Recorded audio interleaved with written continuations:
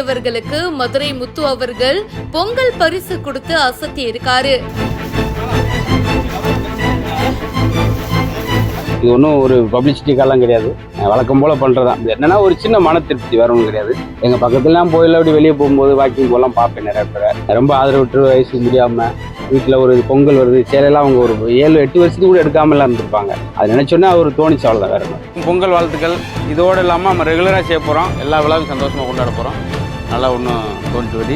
Vijay TV மூலியமா பயங்கர popular ஆனவர் மதுரை முத்து. குக் வித் கோமாளியிலலாம் கலக்கியிருப்பாரு. மனுஷனுடைய டைமிங் காமெடிலாம் வேற லெவல்ல இருக்கும். அண்ட் இப்போ பொங்கல் வரப்போது இல்லையா, சோ பொங்கல் பண்டிகையை முன்னிட்டு தன்னுடைய வீட்டு பக்கத்துல இருக்கிற ஏழை எளியவர்கள் முதியோர்களுக்கு நலத்திட்ட உதவி வழங்கியிருக்காரு.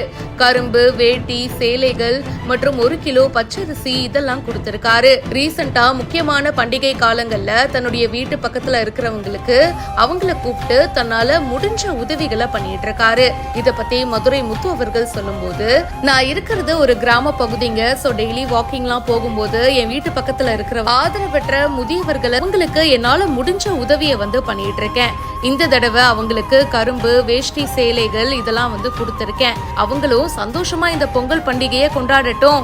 பப்ளிசிட்டிக்காக இதை நான் பண்ணல, சின்ன ஒரு மன திருப்திக்காக பண்றேன். என்னை பார்த்து 4 பேர் பண்ணா அது எனக்கு வெற்றி தானே அப்படின்னு ஷேர் பண்ணிருக்காரு. இந்த விஷயத்தை பத்தி உங்களுடைய கருத்துக்களை மறக்காம சொல்லுங்க. மேலும் பல இன்ட்ரெஸ்டிங்கான விஷயங்களுக்கு இப்பவே ஃபாலோ பண்ணுங்க.